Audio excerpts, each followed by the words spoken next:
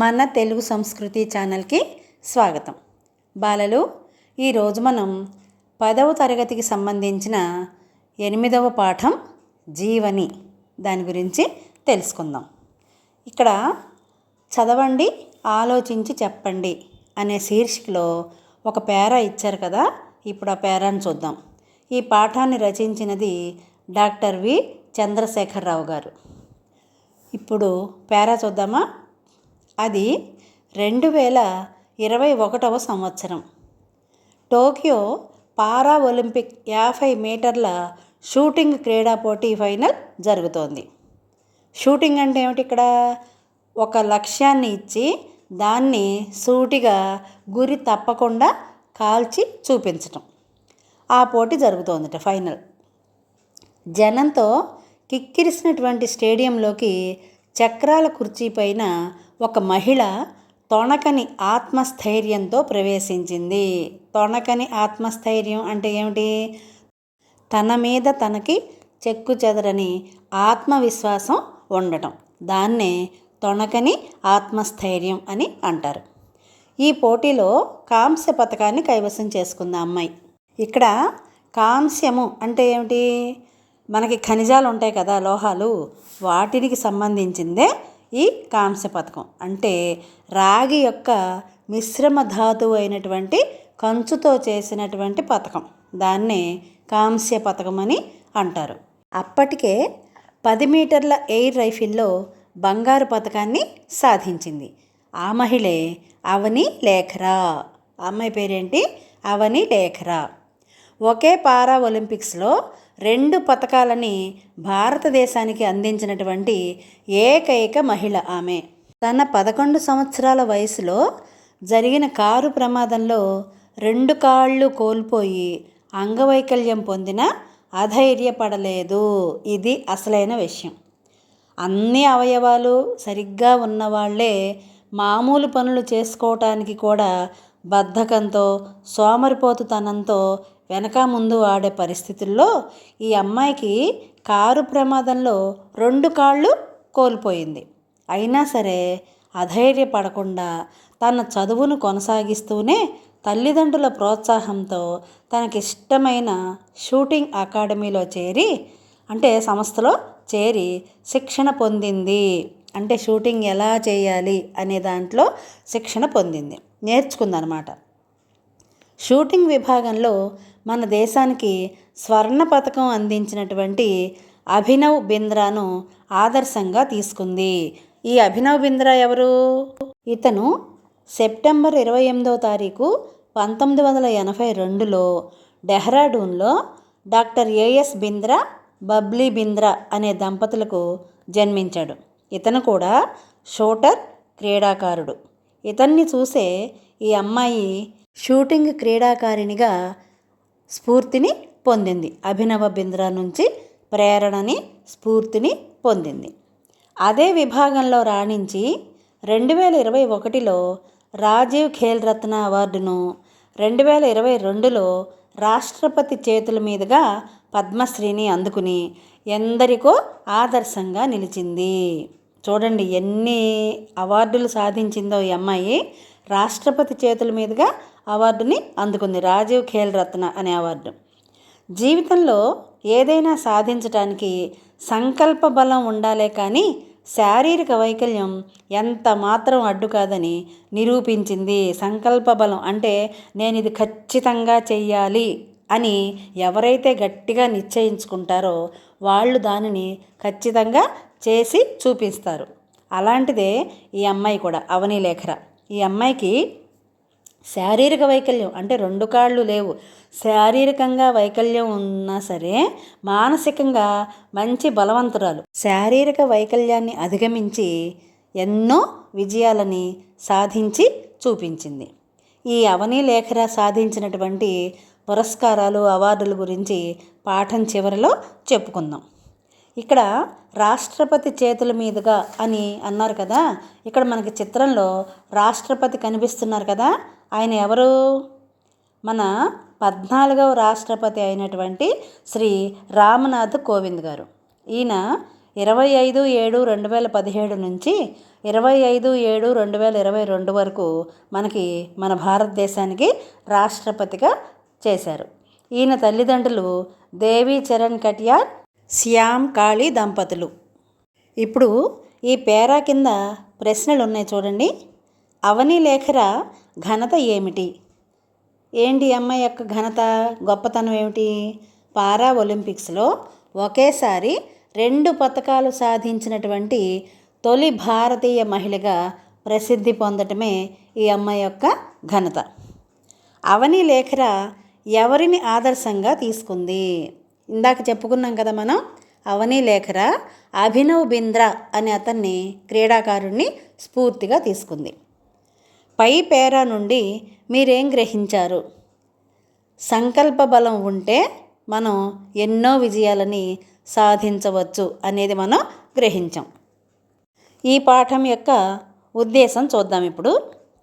ప్రత్యేక అవసరాలు కలిగిన పిల్లల పట్ల సహానుభూతితో ఉండాలని, వారిలో ఆత్మస్థైర్యాన్ని నింపి వారికి అండగా నిలవాలని, వారి అభివృద్ధిలో భాగస్వాములు కావాలని తెలియజేయటమే ఈ పాఠం యొక్క ఉద్దేశం.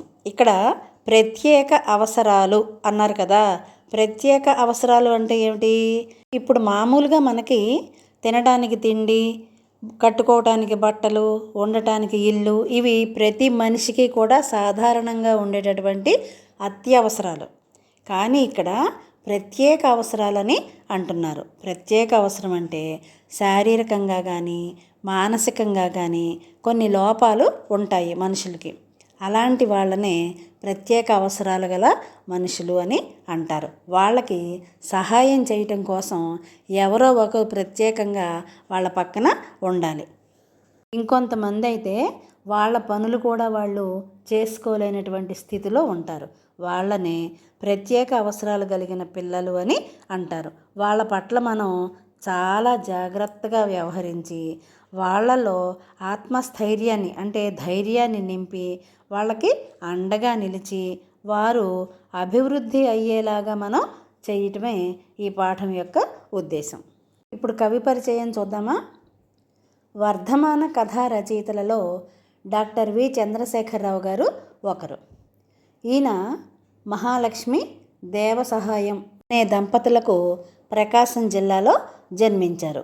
ఈయన 13/4/1959 నుంచి 8/7/2017 వరకు జీవించి ఉన్నారు. తర్వాత ఈయన జీవని, మాయాలాంతరు, ద్రోహవృక్షం, లెనిన్ ప్లేస్ మొదలైన కథా సంపుటాలని, నల్ల మిరియం చెట్టు, 5 హంసలు, ఆకుపచ్చని దేశం అనే నవలల్ని రాశారు. జీవని కథ నాటకంగా రూపొంది 1991లో ఆకాశవాణిలో అంటే రేడియోలో ప్రసారమై జాతీయ స్థాయిలో ఉత్తమ నాటకంగా బహుమతి పొందింది. తన కథాశిల్పంలో నూతన ఒరవడిని సృష్టించారు.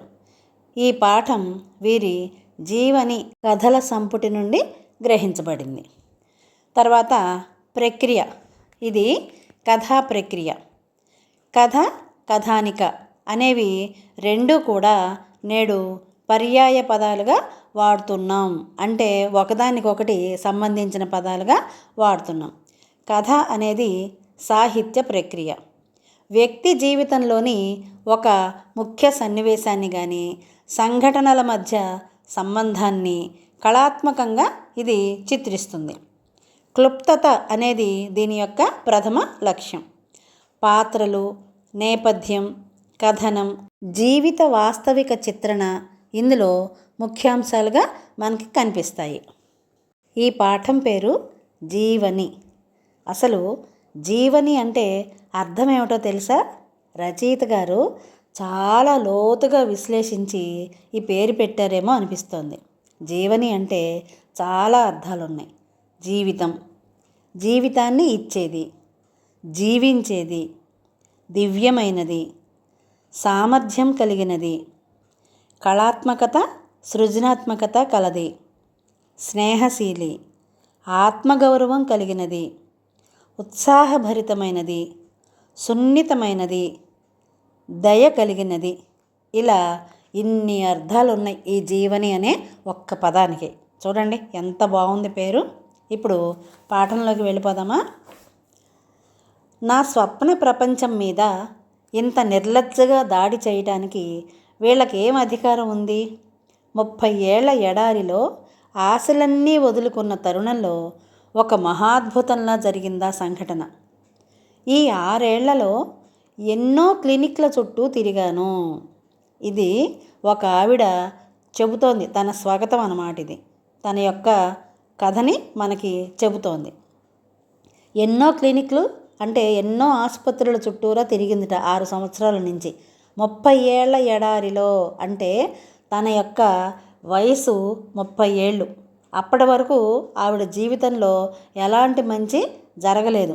అలాంటి మంచి తరుణంలో, ఆశలన్నీ వదులుకున్నటువంటి తరుణంలో, తరుణం అంటే సమయం అని అర్థం. ఆ సమయంలో ఒక మహా అద్భుతంలాగా ఒక గొప్ప సంఘటన జరిగిందిట. ఏ క్లినిక్లో ఏ గైనకాలజిస్ట్ చేతిలో నుంచి దయగా కరుణగా జారిన ఏ మందు ప్రభావమో ఇది అనుకుంటూ భయంగా వెళ్ళాను డాక్టర్ సరళ దగ్గరికి. భయంగానే ఏం చెబుతుందో ఆవిడ అని చెప్పే భయంతో సరళ దగ్గరికి, అంటే డాక్టర్ సరళ దగ్గరికి వెళ్ళిందిట ఈ అమ్మాయి. ఆమె నన్ను పరీక్ష చేస్తున్నప్పుడు, ఈ ఒక్క కలను సఫలం చెయ్యి తండ్రి, ఈ దీనురాలి ఈ చిన్ని కోరికను తీర్చుదేవా అంటూ దేవుణ్ణి దీనంగా వేడుకున్నాను. డాక్టర్ ఆ అమ్మాయిని పరీక్ష చేస్తున్నప్పుడు, ఈ ఒక్క కలని సఫలం చెయ్యి తండ్రి అంటే నెరవేర్చు నాయన అని చెప్పి దేవుణ్ణి దీనంగా వేడుకుందిట. ఆశ నిరాశల మధ్య ఎండుటాకులా కంపించిపోయాను ఆ 10 నిమిషాలు. ఏ 10 నిమిషాలు? డాక్టర్ సరళ ఈ అమ్మాయిని పరీక్ష చేస్తున్నప్పుడు ఎండుటాకులా కంపించిపోయిందంట, కదిలిపోయిందిట. అమ్మో ఏం జరుగుతుందో అని భయంతో వణికిపోయిందిట. కంగ్రాట్స్ లలిత అన్న మాటలు మృదు మధురంగా వినిపించాయి. ఎవరన్నారు ఈ మాట? కంగ్రాట్స్ లలిత అని డాక్టర్ సరళ అన్నది ఈ అమ్మాయితోటి. ఆవిడ చేతుల్ని పట్టుకొని thank you doctor, thank you అంటూ ఆనందంతో పెద్దగా ఏడ్చిన సంగతి ఈ అమ్మాయికి గుర్తుంది. డోంట్ బీ ఎమోషనల్ అంటూనే ఆవిడ నా ఆనందంలో పాలు పంచుకోవటం, ఇదంతా జరిగి ఇంకా 3 నెలలు కూడా కాలేదు. ఇంతలోనే పిడుగుపాటు లాంటి నిర్ణయం. ఏమిటా పిడుగుపాటు లాంటి నిర్ణయం? సారీ మిస్సెస్ లలిత, మీకు ఈ విషయం ఎలా చెప్పాలో తెలియటం లేదు.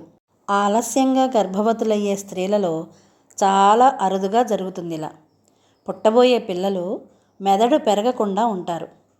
వికృతమైన రూపురేఖలు, ఒక్కోసారి ముఖ్య అవయవాల లోపంతో పుట్టడం జరుగుతుందన్నారు డాక్టర్లు. అంటే చూడండి, ఈ అమ్మాయి లేక కలిగినటువంటి సంతానం కలుగుతోంది అనే సంతోషించే లోపే ఒక పిడుగు లాంటి వార్త డాక్టర్ గారు చెప్పారు. ఎంత నిర్దయ! అమృత భాండాన్ని చేతిలో పెట్టినట్లే పెట్టి అంతలోనే వెనక్కి లాక్కోవటం అంటే ఇదేనేమో. అంటే చేతికి అమృతాన్ని ఇచ్చి తాగు అని చెప్పి అంతలోనే తాగేలోపే గబుక్కున వెనక్కి తీసేసుకోవటం ఎంత బాధాకరమో అంత బాధగా అనిపించిందిట అమ్మాయికి. బిడ్డలు లేకపోవటం కంటే ఎవరో ఒకరు అనే నిర్ణయానికి వచ్చాను. అస్సలు బిడ్డలు లేకుండా ఉండే కంటే ఎవరో ఒకళ్ళు నాకంటూ ఒక బిడ్డ పుడతారు కదా అనే నిర్ణయానికి ఈ అమ్మాయి వచ్చింది. కాలం గడిచింది, నెలలు నిండాయి. లేబర్ రూమ్ నుంచి స్ట్రెచర్ సాయంతో వార్డుకి తరలిస్తున్నారు నన్ను. ఆ అమ్మాయికి చక్కగా బిడ్డ పుట్టేసిందనమాట. కాలం గడిచిన కొద్దీ నెలలు నిండుతాయి. ఆ అమ్మాయికి బిడ్డ పుట్టింది. ఈ అమ్మాయిని స్ట్రెచర్ మీద పడుకోబెట్టి వార్డుకి అంటే వేరే రూమ్లోకి, వేరే గదిలోకి తరలిస్తున్నారు. ఉదయం 9 గంటల సమయం అది. వెచ్చని సూర్యకిరణం జాలిగా చెంపల్ని నిమురుతోంది. చూడండి, జాలిగా అంటే అక్కడ అమ్మాయికి ఏదో చిన్న లోపం జరిగింది. ప్రసవయాతన ముగిసి వార్డులో చేర్చిన 10 నిమిషాలకు బిడ్డను తెచ్చి పక్కనే పడుకోబెట్టారు. ప్రసవయాతన అంటే ప్రసవించేటప్పుడు చాలా నొప్పులు భరించాలి. ప్రతి ఆడది కూడా భరించాలన్నమాట. ఇప్పుడు అసలు ప్రసవ వేదన పడకుండానే మామూలుగా ఆపరేషన్ చేసేసి తీసేస్తున్నారు. ఆ ప్రసవ యాతన అనేది చాలామందికి తెలియకుండానే అయిపోతుంది. ఈ బిడ్డను తీసుకొచ్చి 10 నిమిషాల తర్వాత ఈ తల్లి పక్కన పడుకోబెట్టారు. నా ప్రక్కన మరొక ప్రాణి. చూడండి ఈ అమ్మాయికి ఎంత ఆనందంగా ఎంత సంతోషంగా ఉందోట. ఈ ప్రపంచంలోకి వచ్చి ఇంకా 10 నిమిషాలు కూడా కాలేదు. బిడ్డ స్పర్శ వెచ్చగా శరీరానికి తగులుతూ ఉంటే తగిలినంత మేర శరీరం వీణలా మారి రాగలీనమవుతుంది. ఇప్పుడు మన ఇంటి దగ్గర కూడా చూడండి, ఎవరైనా పసిబిడ్డలు చంటి బిడ్డలు మనం ఎత్తుకున్నప్పుడు వాళ్ళ చేతులు కానీ వాళ్ళ కాళ్ళు కానీ మన శరీరానికి తగిలితే మనకి ఎంతో హాయిగా అనిపిస్తుంది. ఈ అమ్మాయి కూడా అదే హాయిని అనుభవిస్తోందన్నమాట.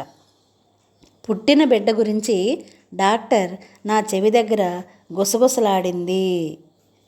స్వర్గలోకం నుండి నా ద్వారా భూమి మీదకి షికారుకు వచ్చిన దేవదూత ఆడ అయితేనేం మగ అయితేనేం. డాక్టర్ ఏం చెప్పింది అమ్మాయికి? నీకు ఆడబిడ్డ పుట్టింది అని చెప్పింది. అందుకనే ఎక్కడో స్వర్గంలో నుంచి నా ద్వారా నేను ప్రసవించడం ద్వారా ఈ భూమి మీదకి షికారుకు వచ్చినటువంటి ఈ దేవదూత ఆడబిడ్డ అయితేనేమి మగబిడ్డ అయితేనేమి అనుకుంది ఈ అమ్మాయి. బిడ్డను దగ్గరకు జరుపుకొని తల పైకెత్తి దాని ముఖంలోకి చూశాను. నిద్ర నటిస్తుంది. ఈ అమ్మాయి ఏం చేసిందిట? బిడ్డను తన దగ్గరగా జరుపుకొని తల పైకెత్తి ఆ బిడ్డ ముఖంలోకి చూసిందిట. చూసేసరికి ఆ అమ్మాయి నిద్ర నటిస్తోందిట, చంటి బిడ్డ.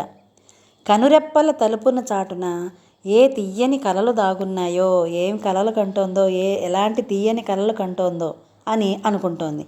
2 గంటల తరువాత కొద్దిగా పాలు త్రాగించగలిగాను. పుట్టిన 2 గంటల తర్వాత కొంచెం పాలు తాగించిందిట. ఆ పాప మొదటి ఆకలి తీర్చాను. పిల్ల పుట్టిన తర్వాత మొదటి ఆకలి తీర్చింది తల్లిగా. అత్త, ఆడబిడ్డ, భర్త ఇలా కుటుంబం అంతా ఉన్నా సరే ఎవరు కూడా మమ్మల్ని పట్టించుకోలేదు. అందరూ అక్కడే ఉన్నారు. భర్త, ఆడపడుచు, అత్తగారు అందరూ కూడా అక్కడే ఉన్నారు. అందరూ ఉన్నా నేను ఒంటరినే అని అనిపించింది ఆ సమయాన. చూడండి, అంతమంది కూడా ఆ అమ్మాయి దగ్గర ఉన్నా సరే ఒంటరిగానే అనిపించిందిట. ఆ సాయంత్రమే డిశ్చార్జ్ చెయ్యమని డాక్టర్ని అడిగాను. లలిత ఇంటికి వెళ్ళిపోతామని చెప్పి అడిగేసరికి డాక్టర్ గారు అనుమతించారు. హాస్పిటల్ నుండి నేను బయటకు వేసే ఒక్కొక్క అడుగు నాలో మొండితనాన్ని పట్టుదలను పెంచాయి. మొండితనం, పట్టుదల. ఎందుకని? వాళ్ళ అమ్మాయి దగ్గరికి ఇంట్లో వాళ్ళే సరిగ్గా వచ్చి చూడలేదు. అలాంటిది వాళ్ళందరి సంగతి వదిలేసేస్తే నేను మాత్రం బాగా పట్టుదలతోటి నా బిడ్డని చక్కగా పెంచాలి అనేటటువంటి మొండితనం, పట్టుదలతోటి బయటకు వచ్చిందిట లలిత. లక్ష్యం కొరకు జీవించే సైనికురాలిలాగా నేను ఇంటికి చేరాను అని లలిత మనకి చెప్తోంది. లలిత లక్ష్యం ఏమిటి? అంగవైకల్యంతో పుట్టినటువంటి తన బిడ్డని సమాజంలో అందరి పిల్లలలాగా, సభ్య సమాజంలో తలెత్తుకుని తిరిగేలాగా, సగౌరవంగా బ్రతికేలాగా తీర్చిదిద్దటమే లలిత ముందున్నటువంటి లక్ష్యం. రోజులు పరుగులు పెడుతున్నాయి. ఒకరోజు నా భర్త నా దగ్గరకు వచ్చి, చూడు, ఈ పిల్లను మనం పెంచలేం. ఇలాంటి పిల్లల్ని పెంచడానికి బెంగళూరులో ఆశ్రమం ఉందట. పాపను అక్కడ చేర్చి నెలకు ఇంతని పంపిద్దాం అని ఇంకా ఏదో చెప్పబోయి నా కళ్ళల్లోని ఎరుపు చూసి ఆగిపోయాడు. అంటే లలిత భర్త లలిత దగ్గరికి వచ్చి, పిల్లని మనం పెంచలేము, బెంగళూరులో ఆశ్రమంలోనికి పంపించేసి నెలకి కొంత డబ్బు పంపిద్దామని చెప్పబోతూ ఈ అమ్మాయికి కోపం వచ్చింది. కళ్ళల్లోని ఎరుపు అంటే ఏమిటి? కళ్ళు ఎర్రబడ్డాయంటే బాగా కోపం వచ్చినప్పుడు కళ్ళు ఎర్రబడతాయి అన్నమాట. అందుకని ఏదో చెప్పబోయిన వాడల్లా ఆగిపోయాట. ఆయన నా కళ్ళల్లో అంత తిరస్కారం, ద్వేషం, కోపం ఎప్పుడూ చూసి ఉండడు. తిరస్కారం అంటే ఏంటి? వద్దు అని చెప్పటం. అవతల వాళ్ళు ఏదైనా చెబితే దాన్ని తిరస్కరించటం, వద్దు అని చెప్పటం. ద్వేషం, కోపం ఎప్పుడు కూడా నాలో ఇంత కోపాన్ని నా భర్త చూసి ఉండడు. ఈ అమ్మాయి అంటోంది వాళ్ళ ఆయనతోటి, ఏమని? ఇంకోసారి నా దగ్గర ఇలాంటి మాటలు మాట్లాడవద్దు. ఈ పాప నా ప్రాణం, నా సర్వస్వం. ఇది నా దగ్గరే, నాతోనే ఉంటుంది. నా సర్వశక్తుల్ని ధారపోసి దీన్ని పెంచుకుంటాను అంటూ నాలో ఏదో శక్తి ఆవహించిన దానిలా మాట్లాడాను. లలిత చెప్పేసింది వాళ్ళ ఆయనకి, ఏమని, నేను పాపను ఎక్కడికి పంపించను, ఎన్ని కష్టాలు వచ్చినా సరే నా శక్తినంతా ధారపోసి నేను ఈ పాపని పెంచుతాను. ఈ పాప నా ప్రాణం, నా సర్వస్వం, అంటే నా మొత్తం అని అర్థం అని చెప్పిందిట భర్తతో తెగేసి. ఆ తరువాత ఆయన ఆ ప్రసక్తే తేలేదు, కానీ పాప దగ్గరకు రావడమే మానేశాడు. చూడండి, ఈ అమ్మాయి దగ్గర, లలిత దగ్గర మళ్ళీ ఆ ప్రసక్తి తీసుకురాలేదు, కానీ పిల్ల దగ్గరికి మాత్రం రావటం మానేశాట. 2 నెలల తర్వాత ఒక ఉదయం మా వీధిలో గారడీ ఆట జరిగింది. గారడీ ఆట అంటే మన కళ్ళెదురుగుండానే రకరకాల విన్యాసాలు చేసి ఉన్నది లేనట్లుగా, లేనిది ఉన్నట్లుగా మనకి భ్రమ కలిగేలాగా చేస్తారు. ఆ ఆటను తల్లి, తండ్రి, కూతురు ముగ్గురు కలిసి చేస్తున్నారు. తండ్రి డప్పు వాయిస్తూ జయమ్ము నిశ్చయమ్మురా భయమ్ము లేదురా అంటూ పాట పాడుతున్నట్ట. తల్లి ఏం చేస్తోంది? హార్మోనియం వాయిస్తోంది. అద్భుతాలన్నీ చేసేది మాత్రం కూతురే. అద్భుతాలు, విన్యాసాలన్నీ ఆ కూతురే చేస్తోందిట. ఆ పాపకు 5 ఏళ్ళైనా ఉంటాయో లేవో, పొడవైన గౌను వేసుకుని ఆ గౌను దాని పాదాలని దాటి నేలపైన జేరాడేలాగా ఉందిట. జేరాడడం అంటే నేలని తాగుతూ ఈడుస్తూ ఉందిట. ఆ పాపాయి నా కంటికి ఓ మాంత్రికురాల్లా అనిపించింది. మాంత్రికురాలు అంటే మంత్రాలు చేసి చూపించేదానికి మళ్ళీ, మాయలు చేసి చూపించేదానికి మళ్ళీ అనిపించిందిట. ఆ ఆటలో ఆ పాపాయి చేస్తున్న విన్యాసాలు నాలో ఆశ్చర్యాన్ని కలిగించాయి. ఇక్కడ విన్యాసాలు అంటే ఏమిటి? అద్భుతమైనటువంటి ప్రదర్శనలు. మామూలుగా ఎలాంటి శిక్షణ లేకుండా మనమైతే చెయ్యలేం. అమ్మాయికి శిక్షణ ఇచ్చారు కాబట్టి అద్భుతమైనటువంటి విన్యాసాలు, ప్రదర్శనలు చేస్తోందిట. మరికొన్ని సాహస కృత్యాలు చూసి నాలో ఏదో కొత్త ఆలోచనలు రేకెత్తిస్తున్నాయి. విన్యాసాలే కాదు, సాహసమైనటువంటి పనులు కూడా అమ్మాయి చేస్తుంటే అవన్నీ చూసినటువంటి లలితకి కొత్త రకమైనటువంటి ఆలోచనలు వచ్చినాయట. ఇంత చిన్న పాప ఇన్ని అద్భుతాలు ఎలా చేయగలిగింది? చూడండి, ఆ అమ్మాయి వయసు 5 సంవత్సరాలు అయినా సరే ఇన్ని అద్భుతాలు ఎలా చేస్తోంది? ఎవరైనా ఏదైనా సాధించాలంటే శిక్షణ, తపస్సు లాంటి పట్టుదల అన్నింటికంటే ముఖ్యంగా అవసరం. చూడండి, ఏదైనా మనం ఒక పని చెయ్యాలి అంటే దానికి శిక్షణ, తపస్సు లాంటి పట్టుదల, ఈ 2 ఉంటే దేన్నైనా ఎవరైనా కూడా సాధించవచ్చు. నాకు ఈ సందేశం ఇవ్వటానికే ఆ ఉదయం రోడ్డుపై అవతరించిన దేవతలా తోచిందా పాప. చూడండి, ఈ సందేశం నాకు ఇవ్వటం కోసమే, అంటే నాకు తెలియచెప్పటం కోసమే ఈ రోడ్డు మీద ఈ దేవతలాగా ఈ పాప అవతరించిందా, ఈ సందేశం నాకు తెలియజెప్పటానికే అన్నట్లుగా అనిపించిందిట లలితకి. కష్టపడితే నా పాప కూడా తన జీవితానికి అవసరమైన పనులు నేర్చుకుంటుంది. కష్టపడితే, ఎంతో కొంత కష్టపడకపోతే ఎవ్వరికి ఏది కూడా రాదు. అలాగే నా పాప కూడా కొంచెం కష్టపడితే తన పనులు తను చేసుకోవటం నేర్చుకుంటుంది కదా. అలాంటి పనులను అదే దీక్ష, పట్టుదలతో నేను నేర్పలేనా అని నా మనస్సుకు నేనే ధైర్యం చెప్పుకున్నాను. గారడీ చేసుకునే వీళ్ళే వాళ్ళ పాపకి ఇన్ని విన్యాసాలు, ఇన్ని కృత్యాలు నేర్పగలేంది నేను నా పాపకి ఎందుకు నేర్పలేను అని లలిత తనని తానే ప్రశ్నించుకుందట.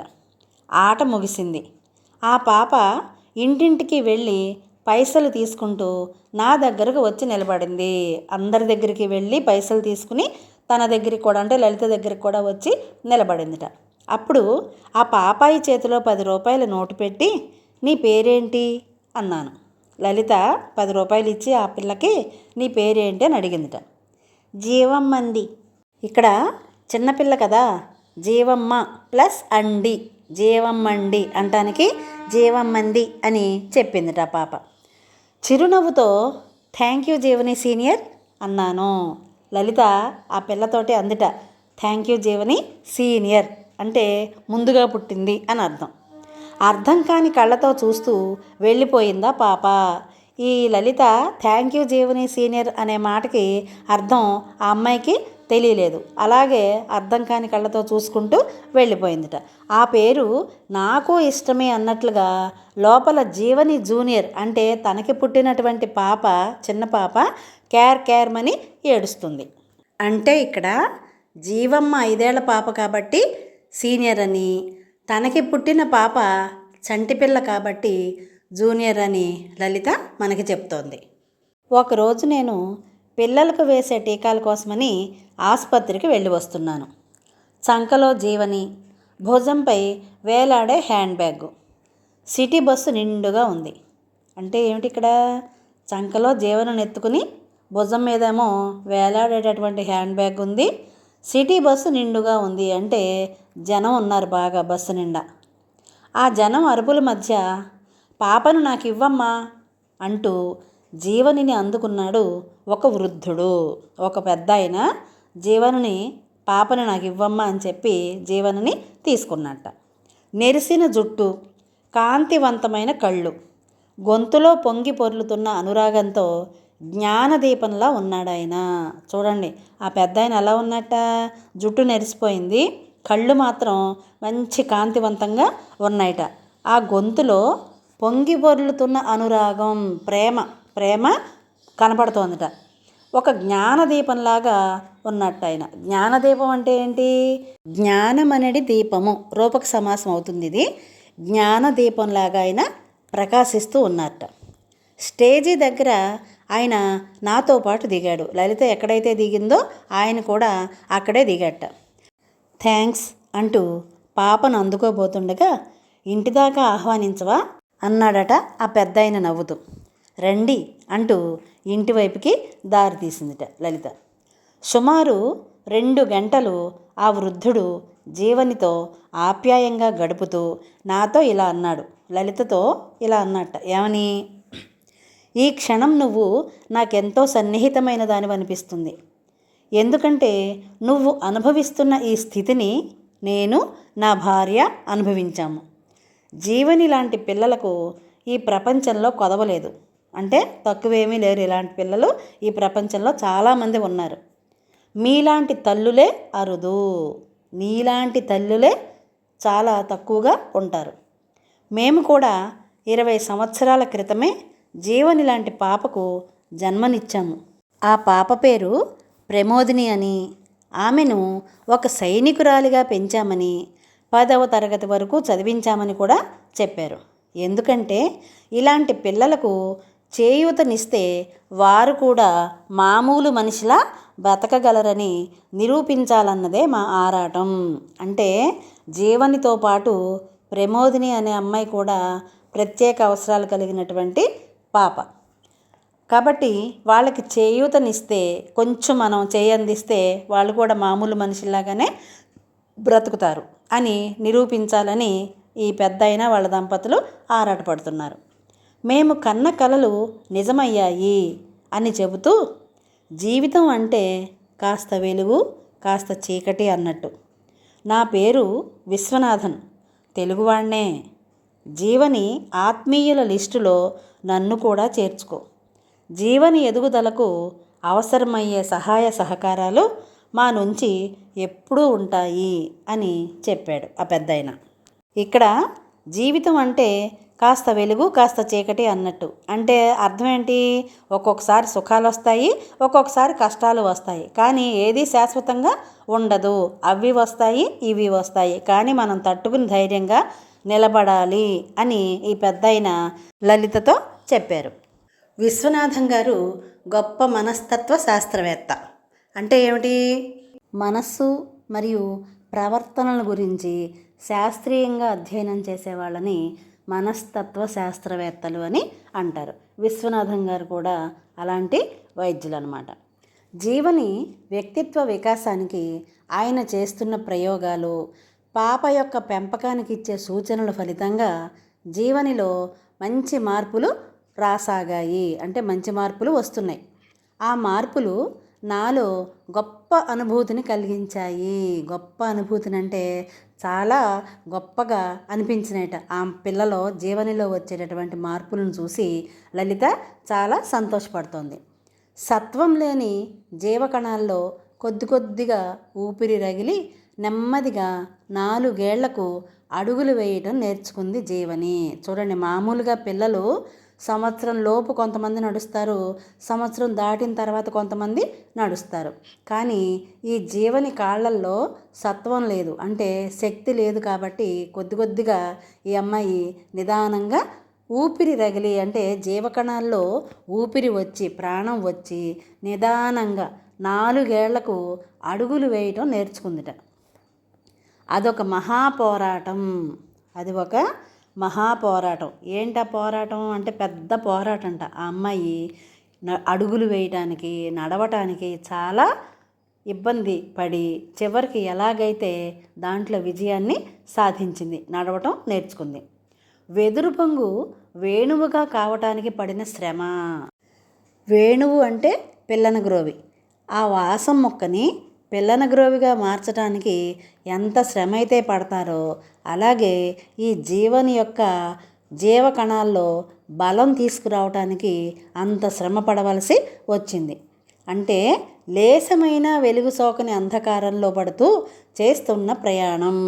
చీకట్లో, అంధకారం అంటే చీకటి, లేశమైన వెలుగు సోకని అంటే కొంచెం కూడా వెలుతురు లేనటువంటి చీకటిలో పడుతూ ప్రయాణం చేస్తుంటే ఎలా ఉంటుందో అలాంటి సందర్భం ఇది అని అమ్మాయి లలిత చెప్తోంది. కొద్దిగా అడుగులు వేయటం వచ్చిన తరువాత జీవని కళ్ళల్లో అపూర్వమైన తేజస్సు కనిపిస్తోంది. చూడండి, ఆ అమ్మాయి నడక మొదలుపెట్టిన తర్వాత ఆ అమ్మాయి కళ్ళల్లో తేజస్సు, ఒక కాంతి కనిపిస్తోందిట. అంటే ఏంటి? నేను నడవగలుగుతున్నాను అన్న సంతోషంతో కూడినటువంటి కాంతి కళ్ళల్లో కనిపిస్తోందిట. ప్రపంచాన్ని పాదాల దగ్గరకు తెచ్చుకున్నాననే తృప్తి ఏమో. జీవనికి ఆకాశం అంటే ఇష్టం, అలాగే నీలిమబ్బు అంటే ఇష్టం, ఎక్కడికో సాగిపోయే పక్షుల గుంపులంటే ఇష్టం. ఆకాశం వైపుకు చేతులు చాచి ఓ అంటూ పాటలు పాడుతుంది. రోడ్డుపైన ఏ చిన్న అలికిడైనా, అలికిడి అంటే శబ్దం, చప్పుడు, ధ్వని అని అర్థం. ఏ చిన్న అలికిడైనా బయటకు వచ్చి చూస్తుంది. పొద్దుటిపూట కాన్వెంటులకు పోయే నీల గౌనుల చిన్నారులు హడావుడి అల్లరి చూసి ఆనందపడిపోతుంది. ఏ అంటూ వాళ్ళ వైపు చూసి అరుస్తుంది. ఇప్పుడు మనం కూడా చూడండి, చాలా సంతోషం వేస్తే గట్టిగా అరుస్తూ ఉంటారు కదా, అలాగే ఆ అమ్మాయి కూడా సంతోషంతో అరుస్తోందట. తన భాషలో వాళ్ళకు చెప్పే శుభాకాంక్షలేమో తన భాషలో, మనకి మళ్ళీ అమ్మాయి స్పష్టంగా సూటిగా మాట్లాడలేదు కాబట్టి తనకి వచ్చినటువంటి భాషలో వాళ్ళకి శుభాకాంక్షలు చెప్తుందేమో అని లలిత అనుకుంటోంది. సాయంకాలం వీధి నిండా గుంపులు గుంపులుగా విడిపోయి ఆటలాడే పిల్లల వైపు ఆసక్తితో చూస్తుంది. సాయంత్రం పూట పిల్లలు ఆడుకుంటూ ఉంటారు కదా, వాళ్ళ వైపు ఎంతో ఆసక్తితో, ఇష్టంతో చూస్తుందిట. వారి వైపు చేతులు ఊపుతుంది, వాళ్ళని చూసి చేతులు ఊపుతుందిట. ఆటలలోని మాధుర్యాన్ని తనకు పంచమని అభ్యర్థనాపూర్వకంగా చూస్తుంది. మాధుర్యం అంటే ఏమిటి? తీయతనం. ఆటలాడుకుంటుంటే ఎంత సంతోషంగా ఉంటుందో ఆ సంతోషాన్ని తనకి కూడా పంచమని చెప్పి వాళ్ళని అభ్యర్థనాపూర్వకంగా, అంటే అభ్యర్థిస్తున్నట్లుగా వాళ్ళ వైపు చూస్తుందిట. ఇక్కడ మొదటి భాగంలో, అంటే 88వ పేజీ పైన 2 ప్రశ్నలు ఇచ్చారు, వాటికి జవాబులు చెప్పుకుందాం. లలిత ఎలాంటి నిర్ణయం తీసుకుంది? అసలు పిల్లలు లేని దానికంటే ఎవరో ఒక బిడ్డ పుడితే సరిపోతుంది కదా అని లలిత తన మనసులో నిర్ణయించుకుంది. లలితకు తాను ఒంటరిని అని ఎందుకు అనిపించింది అంటే, అంగవైకల్యంతో పుట్టినటువంటి పిల్ల, వాళ్ళ పాప జీవని జన్మించినప్పటి నుంచి కూడా అత్తగారు కానివ్వండి, భర్త కానివ్వండి, వాళ్ళ ఆడబడుచు కానివ్వండి, ఎవ్వరు కూడా ఈమెకి ప్రాధాన్యం ఇవ్వటం లేదు. ఎవరికి? జీవనకి ప్రాధాన్యం ఇవ్వటం లేదు. లలిత మాత్రమే జీవనిని చక్కగా చూసుకుంటోంది. అందుకనే తనకి తోడు ఎవరూ లేరే అని లలిత తనకు తానే ఒంటరిగా భావించుకుంది. తర్వాత రెండవ భాగంలో కూడా 2 ప్రశ్నలు ఇచ్చారు. వాటి జవాబులు కూడా చూద్దాం. గారడి ఆట ద్వారా లలిత ఎటువంటి స్ఫూర్తి పొందింది? స్ఫూర్తి అంటే ఇక్కడ ప్రేరణ, అంటే ఇంగ్లీష్లో ఇన్స్పిరేషన్ అంటారు చూసారా, అది. గారడి పిల్ల శిక్షణ, తపస్సుల సహాయంతో విన్యాసాలు చేసినట్లుగానే తాను కూడా తన బిడ్డ అయినటువంటి జీవనికి కష్టపడి దీక్షతో పట్టుదలతో తనకి సంబంధించిన పనులన్నీ నేర్పగలను అనే ఆత్మవిశ్వాసం లలితకి కలిగింది. తర్వాత విశ్వనాథం ఎవరు? జీవని ఎదుగుదలకు ఆయన ఎలా తోడ్పడ్డారు? ఈ విశ్వనాథం అనే ఆయన ప్రమోదిని అనే పాపకి జన్మనిచ్చినటువంటి తండ్రి. ఈ అమ్మాయికి ప్రమోదినికి జన్మతః ప్రత్యేక అవసరాలు ఉన్నాయి. ఆమెకి 20 సంవత్సరాలు వచ్చే వరకు చాలా జాగ్రత్తగా పెంచుకుని ఆ అమ్మాయిని చివరికి సైనికురాలుగా పెంచారు. జీవనిని కూడా అలాగే పెంచాలని విశ్వనాథం గారు నిర్ణయం తీసుకున్నారు. అందుకని జీవని యొక్క వ్యక్తిత్వ వికాసానికి, పెంపకానికి ఎన్నో సూచనలని, సలహాలని లలితకు ఇచ్చారు. అలా జీవని ఎదుగుదలకు ఆయన తోడ్పడ్డారు. సాధారణంగా జీవని ఒంటరిగా ఉండటం జరగదు. ఎందుకని?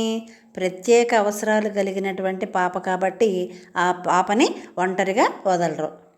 లలిత అస్సలు వదలదు.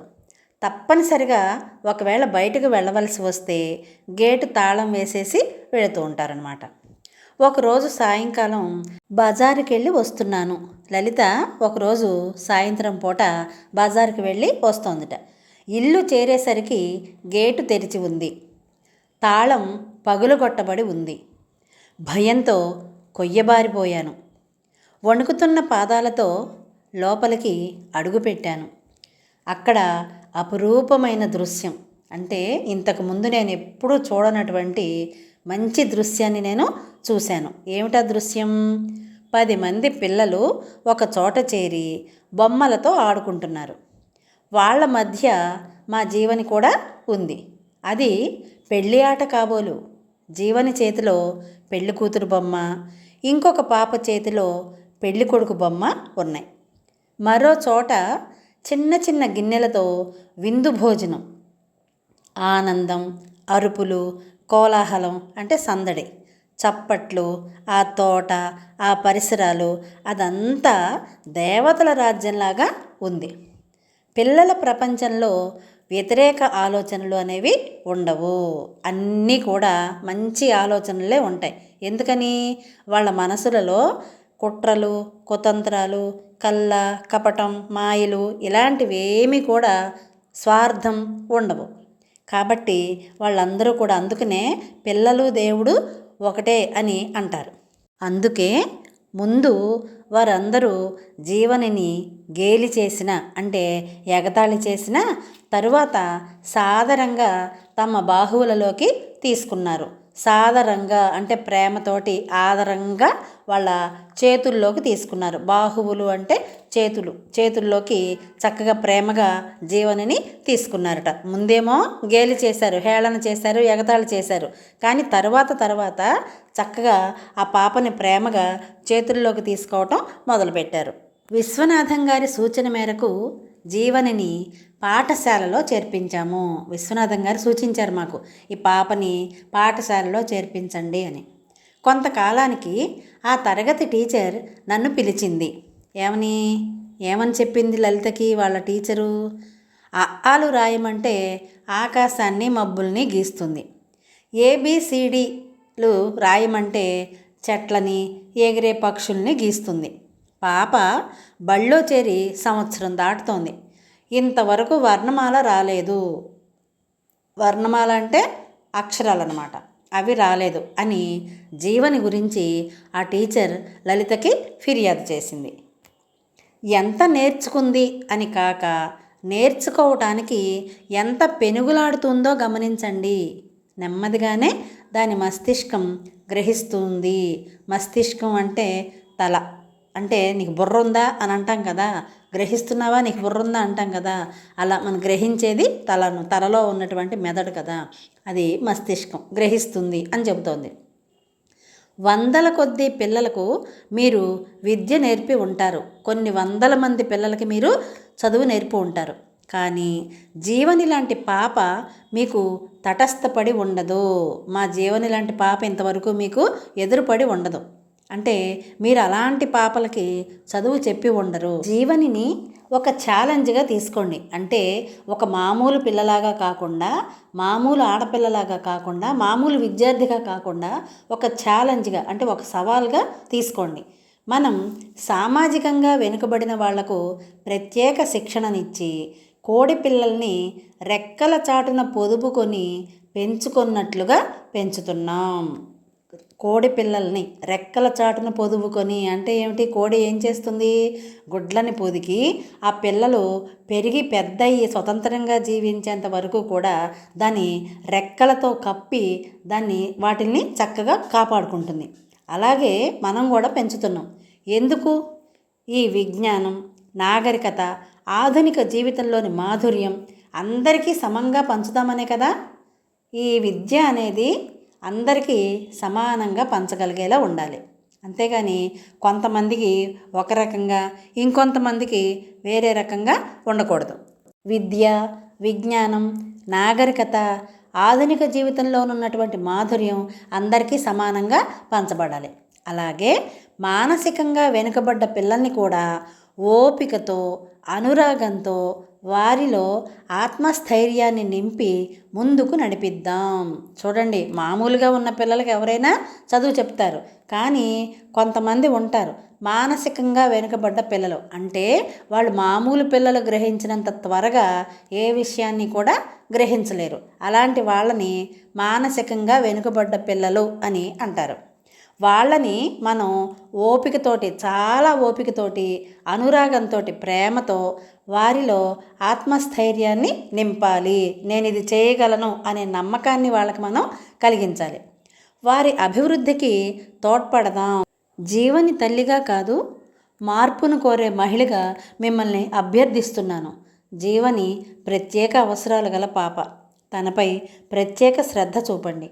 తనను నిరుత్సాహపరచకండి అని కళ్ళల్లో నీళ్లు తిరుగుతుంటే ఉద్వేగంగా నేను చెప్పిన మాటలకు తరగతి ఉపాధ్యాయునితో పాటు, నేను అంటే ఇక్కడ ఎవరో లలిత చెప్పిన మాటలకి తరగతి ఉపాధ్యాయునితో పాటు పాఠశాల యాజమాన్యం మొత్తం కూడా మంచిగా స్పందించారు. జీవనిలోని ప్రత్యేకతను గుర్తించారు. ప్రతి మనిషిలో కూడా ఏదో ఒక ప్రత్యేకత ఉంటుంది. ఆ ప్రత్యేకత ఎలా ఉంటుందంటే, కొంతమంది బొమ్మలు బాగా గీస్తారు, కొంతమంది బాగా చదువుతారు, కొంతమంది బాగా రాస్తారు, దస్తూరి మంచిగా ఉంటుందన్నమాట ముత్యాల్లాగా. ఇంకా కొంతమంది కథలు చెప్తారు, కొంతమంది పాటలు పాడతారు. ఇలా ప్రతి మనిషిలో కూడా ఒక ప్రత్యేకత అనేది ఉంటుంది. అలాగే ఆ పాఠశాల ఉపాధ్యాయులు జీవనిలో ఉన్నటువంటి ప్రత్యేకతని గుర్తించారు. జీవనిని మణిభూషణ్ అనే కొత్త టీచర్కి అప్పగించారట. ఆమెకు పిల్లలన్నా, పెయింటింగ్స్ అన్నా చాలా ఇష్టం. ఈ జీవనికి ఇష్టమైన రంగంలో అభివృద్ధి చేయటానికి మీతో పాటు మేము కూడా కృషి చేస్తాము అని నన్ను ఓదార్చుతున్నట్లుగా వారు చెప్పారు. వయసు పెరిగే కొద్దీ జీవనిలో అనూహ్యమైన మార్పులు వస్తున్నాయి. అనూహ్యమైన అంటే ఏమిటి? మనం ఊహించలేనంత మార్పు అని అర్థం. కళ్ళల్లో అమాయకత్వం పోయి ఆలోచన స్థిరపడుతుంది. అమాయకత్వం అనేది పూర్తిగా తొలగిపోయి మంచి ఆలోచన ఆ అమ్మాయి కళ్ళల్లో స్థిరపడుతోందట. వెకిలి నవ్వు బదులు ముచ్చట గొలిపే స్నిగ్ధహాసం అంటే అందమైనటువంటి చిరునవ్వు కనిపిస్తోందట. ఇది వరకు కష్టం మీద మాటల్ని కూడబలుక్కుని మాట్లాడే స్థాయి నుంచి పరిమిత మాటల్ని స్వేచ్ఛగా మాట్లాడే స్థాయికి ఎదిగింది. అంటే చిన్న చిన్న మాటల్ని కూడా కూడబలుక్కుని చాలా నిదానంగా, అస్పష్టంగా, అంటే అర్థం అవ్వకుండా మాట్లాడేదట. ఇప్పుడు ఏం చేస్తోంది?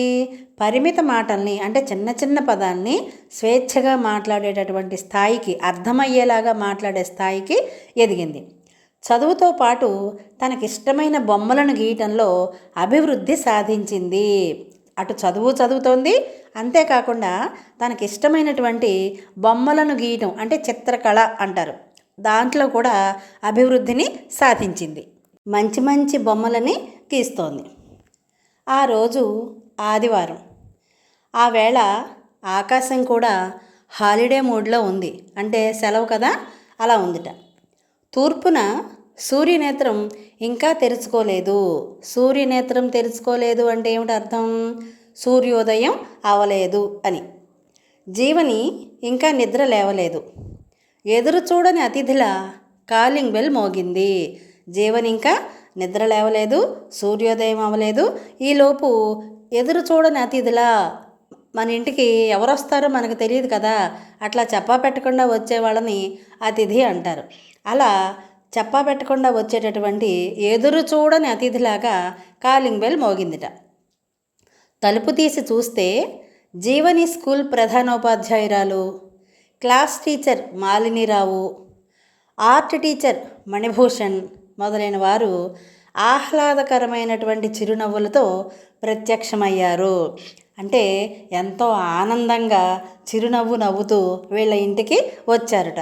ప్రత్యక్షమయ్యారంటే ఎదురుగుండా కనిపించటం. ఆశ్చర్యం, ఓవైపు ఉద్వేగం. ఆ క్షణం అంటే ఇక్కడ జీవని యొక్క ఉపాధ్యాయులందరూ కూడా పొద్దున్నే వాళ్ళ ఇంటికి రావటం వల్ల లలితకి ఓవైపు ఆశ్చర్యం కలుగుతోంది, ఒకవైపు ఉద్వేగం పెరుగుతోంది. ఆ క్షణంలో అది చెప్తోందనమాట. శుభాకాంక్షలు లలిత గారు. జీవని పెయింటింగ్కి అంతర్జాతీయ గుర్తింపు వచ్చింది. అమ్మ అనే తన పెయింటింగ్కి Soviet land children's paintings award వచ్చింది. మొత్తం దక్షిణ భారతదేశంలో ఒక్కరికే వచ్చింది. అది మన జీవనికే. ఈ శుభాకాంక్షలు మీకే. ఇది మీ విజయమే. భూమి మీద భగవంతుని ప్రతినిధి అమ్మ అంటారు. అది మీ విషయంలో పూర్తిగా నిజం. జనవరి 10న మాస్కోకి ప్రయాణం. రేపే పాస్పోర్ట్కి అప్లై చేయండి అని చెప్పి సెలవు తీసుకున్నారు వారు. ఆ సమయాన నా ఆనందానికి అవధులు లేవు. అవధులు అంటే సరిహద్దులు, ఎల్లలు లేవు. అసలు ఎందుకు అంత సంతోషం వచ్చింది లలితకి? వాళ్ళు చెప్పారు కదా ఉపాధ్యాయులు, Soviet land children's paintings award అనేది వచ్చింది. ఎవరికి? జీవనికి. దక్షిణ భారతదేశంలో మొత్తం అందరిలో ఈ జీవనికే వచ్చింది. ఆ అమ్మాయి వేసిన బొమ్మ ఏమిటి? అమ్మ బొమ్మ. వాళ్ళ అమ్మ తనని ఎంత ప్రేమగా చూసుకుంటోందో ఆ భావననే పలికిస్తూ అమ్మ అనే బొమ్మని వేసింది. ఆ చిత్రం గీస్తే అది వాళ్ళకి నచ్చి దానికి బహుమతిని ఇచ్చారు. ఈ బహుమతి ఎక్కడ తీసుకోవాలి? రష్యా రాజధాని అయినటువంటి మాస్కో నగరానికి వెళ్ళి తీసుకోవాలి. రేపే పాస్పోర్ట్కి అప్లై చేయండి అని చెప్పి వాళ్ళందరూ కూడా ఈవిడ దగ్గర సెలవు తీసుకుని వెళ్ళిపోయారు. ఇక్కడ పాస్పోర్ట్ అంటే ఒక దేశం నుంచి ఇంకొక దేశానికి వెళ్ళాలంటే ప్రభుత్వం వారి నుంచి అనుమతి తీసుకోవాలి. దానినే పాస్పోర్ట్ అని అంటారు. ఆ సమయాన నా ఆనందానికి అవధులు లేవు. ఆ వార్త విన్న తర్వాత ఈ లలిత యొక్క ఆనందానికి సరిహద్దులే లేకుండా పోయినాయి. అంటే అంతులేని ఆనందం కలిగింది, చెప్పలేనంత ఆనందం కలిగింది అని అర్థం. మంగళవారం రాత్రి టీవీలో జీవనితో ఇంటర్వ్యూ. స్కూల్లో రికార్డు చేసినట్టున్నారు.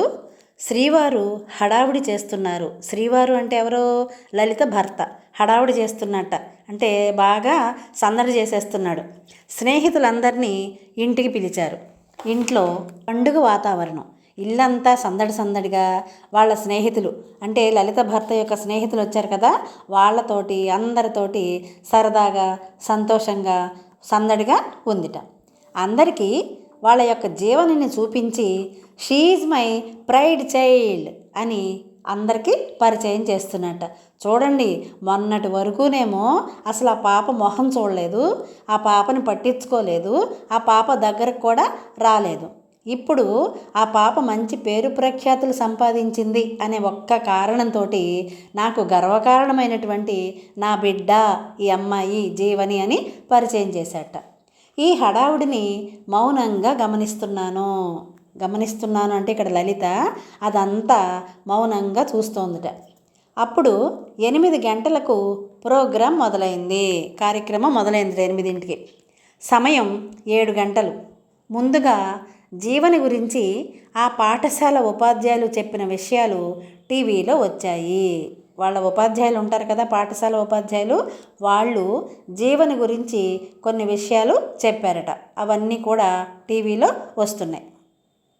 చివరిగా జీవనితో ఇంటర్వ్యూ చేశారు. వారు ఎన్ని ప్రశ్నలు వేసినా జీవని సమాధానం మౌనమే. అంటే బాగా మాట్లాడటం ఈ పాపకి రాదు కదా, వాళ్ళు ప్రశ్నలు అడుగుతున్నారు, ఈ అమ్మాయి మాత్రం పాపం మౌనంగా ఉండిపోతుంది. నీకు ఇష్టమైన వారు ఎవరు అని వాళ్ళు ప్రశ్నిస్తే అమ్మ అని చెప్పిందిట. మీకు స్ఫూర్తి ఎవరు అని మళ్ళీ ప్రశ్నించారట. దానికి కూడా అమ్మ అని సమాధానం చెప్పిందిట. పెయింటింగ్ అంటే ఇష్టం ఎలా కలిగింది అని ప్రశ్నించారట. అప్పుడు ఆ పాప టీచర్ వైపు చూసింది. అంటే ఏంటి, ఆ టీచర్ వల్ల నాకు ఇష్టం పెరిగింది పెయింటింగ్ అంటే అని చెప్పింది. చూపులతోటే సమాధానం చెప్పింది. ఇంట్లో నీ పెయింటింగ్కి ఎవరు సహాయం చేస్తారు అని అడిగారు వాళ్ళు ప్రశ్న. అప్పుడు జీవని జవాబు చెప్పకుండా దిక్కులు చూస్తున్నది. బహుశా నాన్నగారు ఎంకరేజ్ చేస్తుంటారు కదూ. మళ్ళీ మౌనం. వాళ్ళు అడిగారట, మీ నాన్నగారు నిన్ను ఎంకరేజ్ చేస్తారా అంటే ప్రోత్సహిస్తారు కదా అని అడిగితే మళ్ళీ మౌనంగా ఉండిపోయిందిట. హఠాత్తుగా జీవని కళ్ళల్లో నీటి పొర కదలాడి అమ్మే అని చెప్పిందట. చూడండి, ఇక్కడ జీవనికి మొత్తం ప్రతి విషయంలో కూడా ప్రోత్సహిస్తూ వెన్నంటి ఉండి ఆ పాపని ప్రతి విషయంలో అభివృద్ధి చెందేలాగా చేసింది వాళ్ళ అమ్మ, పాఠశాలలో వాళ్ళ ఉపాధ్యాయులు. ఇది ఈ పాప యొక్క జీవని అనే పాప యొక్క కథ. ఇక్కడ 90వ పేజీలో 2 ప్రశ్నలు ఇచ్చారు. వాటి జవాబులు చూద్దామా. లలిత ఉపాధ్యాయులతో చెప్పిన మాటలను బట్టి మీరేం గ్రహించారు అంటే, ప్రత్యేక అవసరాలున్న పిల్లలను నిర్లక్ష్యం చేయకుండా ఓపికతో, ప్రేమతో వారిలో ఆత్మస్థైర్యాన్ని, ఆత్మవిశ్వాసాన్ని నింపితే వాళ్ళు కూడా చక్కగా అభివృద్ధి చెంది అందరితో పాటు ముందుకి నడుస్తారు అనే విషయం మనం గ్రహించవచ్చు. తర్వాత జీవనిలో వచ్చిన మానసిక మార్పులు ఏవి. జీవనికి వయసు పెరిగే కొద్దీ ఆమెలో చాలా మార్పులు మనకి కనిపించినాయి. ఏంటా మార్పులు? ఆలోచనలు స్థిరపడ్డాయి. ఆమె ముఖంలో ముచ్చటగా చక్కగా నవ్వు కనిపించేది, చక్కగా నవ్వేది, చిన్న చిన్న మాటలను మాట్లాడేది, చిన్న చిన్న చిత్రాలు అంటే బొమ్మలు గీయటం కూడా నేర్చుకుంది. దానిలో ప్రావీణ్యం కూడా సంపాదించింది. అందుకే కదా ఆ అమ్మాయికి అవార్డు వచ్చింది. జీవని ప్రత్యేక అవసరాలున్న బాలిక అయినప్పటికీ కూడా పట్టుదలతోటి సాధన చేసి వాళ్ళ అమ్మగారు ఇచ్చినటువంటి ప్రోత్సాహంతో, ఉపాధ్యాయుల సహకారంతో తనకి ఎంతో ఇష్టమైనటువంటి చిత్రకళలో నైపుణ్యాన్ని సాధించింది. దాని గుర్తుగానే, దాని ప్రతిఫలంగానే సోవియట్ ల్యాండ్ చిల్డ్రన్స్ పెయింటింగ్ అవార్డుని గెలుచుకుంది. చూడండి, ప్రత్యేక అవసరాలున్న బాలికే అంతటి ఘన విజయాన్ని సాధించినప్పుడు ఏ అవయవ లోపం లేని మనం ఎంతటి విజయాలను సాధించవచ్చు ఒక్కసారి ఆలోచించండి. వృధాగా కాలాన్ని గడపటం, అల్లరి చేయటం, లేకపోతే ఇంకా పిచ్చి పిచ్చి పనులన్నీ చేయటం, సెల్ ఫోన్ చూడటం, ఇలా పనికిరాని పనులతో కాలక్షేపం చేసేస్తున్నారు తప్ప ఆ సమయాన్ని సద్వినియోగం చేసుకుంటే ఎంతటి అద్భుతాలను సాధించవచ్చు ఒక్కసారి ఆలోచించండి. మీకు ఇష్టమైన కళ ఏదైనా నేర్చుకోండి. మిగిలిన సమయాన్ని చక్కగా చదువుకోవటానికి వినియోగించుకోండి. అప్పుడు మీరు కూడా ఎన్నో విజయాలని సాధిస్తారు. ఇప్పుడు అవని లేఖరా గురించి కొన్ని ముఖ్యమైనటువంటి విషయాలని తెలుసుకుందాం. ఈ అమ్మాయి నవంబరు 8వ తారీఖున 2001 మన దేశంలో ఉన్నటువంటి రాజస్థాన్ రాష్ట్రంలోని జైపూర్లో జన్మించింది. ఈ అమ్మాయికి 11 సంవత్సరాల వయసులో కారు ప్రమాదం జరిగినప్పుడు పారాప్లేజియా అనే వ్యాధి సోకింది. పారాప్లేజియా అంటే ఏమిటి? నడుము కింది భాగం నుంచి శరీరం చచ్చుపడిపోవటం, అంటే కాళ్ళకి వచ్చినటువంటి పక్షవాతం అని చెప్పచ్చు. అవని తండ్రి ప్రోత్సాహంతో షూటర్గా రాణిస్తోంది. షూటర్ అంటే ఏమిటి? గురి తప్పకుండా కాల్చగలగటం. ఒక లక్ష్యాన్ని మనకు అక్కడ ఏదైనా ఒక దాన్ని చూపించి దాన్ని గురి తప్పకుండా కాల్చమని చెప్తారు తుపాకీతోటి. దాన్ని గురి తప్పకుండా ఈ అమ్మాయి చేయగలగాలి. ఈ అమ్మాయికి, ఈ అవనికి ఇలా నేర్పింది ఎవరు? కోచ్ అంటారు వాళ్ళని, శిక్షకుడు. అది నేర్పినది చంద్రశేఖర్ అనే ఆయన నేర్పించారు. 2020 సంవత్సరంలో వేసవిలో జరిగినటువంటి పారా ఒలింపిక్స్లో మొదటి బంగారు పతకాన్ని సాధించింది. ఈ అమ్మాయి సెప్టెంబర్ 3, 2021న కాంస్య పతకాన్ని సాధించింది. కాంస్య పతకం అంటే మనం పాఠంలో వచ్చినప్పుడు చెప్పుకున్నాం కదా, రాగి ధాతువుతో కలిసినటువంటి కంచు పతకం. 2024లో ప్యారిస్లో జరిగినప్పుడు కూడా ఈవిడ స్వర్ణ పతకాన్ని సాధించినటువంటి తొలి మహిళగా, తొలి భారత క్రీడాకారిణిగా అవని లేఖర ప్రసిద్ధి పొందింది. ఈవిడ సాధించినటువంటి విజయాలు ఇప్పుడు చూద్దామా? 2021లో ఖేల్ రత్న అవార్డు, 2021లోనే young Indian of the year, తర్వాత Vogue women of the year, ఉత్తమ మహిళా అరంగేటం పారా ఒలింపిక్స్ అవార్డులు. ఇవన్నీ 2021లో పొందింది. 2022లోకి వచ్చేసరికి Padmashri award, FICCI FLO award for excellence in sports, she age award, para athlete of the year, BBC India maker of the year 2021, trailblazer award. ఇన్ని అవార్డులు ఈవిడ సొంతం చేసుకున్నది. చూడండి ఎంత ఘన విజయాన్ని సాధించిందో. ప్రపంచ ప్రసిద్ధి పొందినటువంటి మహిళగా గుర్తింపు పొందింది. క్రిందటి సంవత్సరం వరకు ఉన్నటువంటి ఆంగ్ల పాఠ్యాంశాలలో నిక్ అనే అతని గురించి ఉండేది. ఇతనికి ఫోకోమీలియా అనే జబ్బు వల్ల కాళ్ళు చేతులు లేకుండా పుట్టాడు. కానీ ఇప్పుడు ఆ అబ్బాయికి ఎన్ని పేరు ప్రఖ్యాతులు వచ్చినాయో మీకు తెలుసు కదా. అతని పూర్తి పేరు నికోలస్ జేమ్స్ వుజిసిక్. ప్రస్తుతం వీళ్ళని మనం చూడగలుగుతున్నాం, కానీ మన పురాణాల కాలంలో, పూర్వకాలంలో కూడా ఈ ప్రత్యేక అవసరాలు కలిగినటువంటి వాళ్ళు చాలామంది ఉన్నారు. వాళ్ళ గురించి సంక్షిప్తంగా చెప్పుకుందాం. సూర్యుని రథసారథి అయినటువంటి అనూరుడు. ఊరువు అంటే తొడ, అనూరుడు అంటే తొడ భాగం కింద నుంచి లేనివాడు అని అర్థం. ఈయన వినత కశ్యపుడు అనేవాళ్ళ పుత్రుడు అనమాట. గరుత్మంతునికి సోదరుడు. ఈయన భార్య పేరు శేని. వీరి కుమారులే సంపాతి, జటాయువులు. మనం ఇవి ఎక్కడ వింటాం? సంపాతి, జటాయువులు అనేవాళ్ళని రామాయణంలో మనకి ఈ పాత్రలు కనిపిస్తాయి.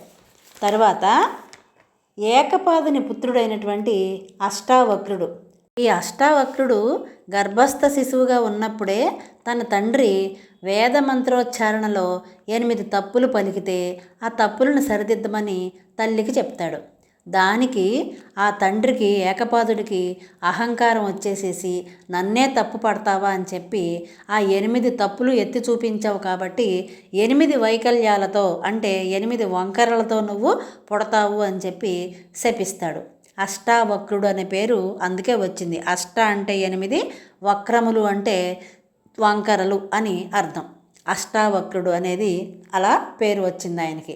అష్టవంకరలతో పుట్టినా సరే ఆయన గొప్ప వేద ఋషి.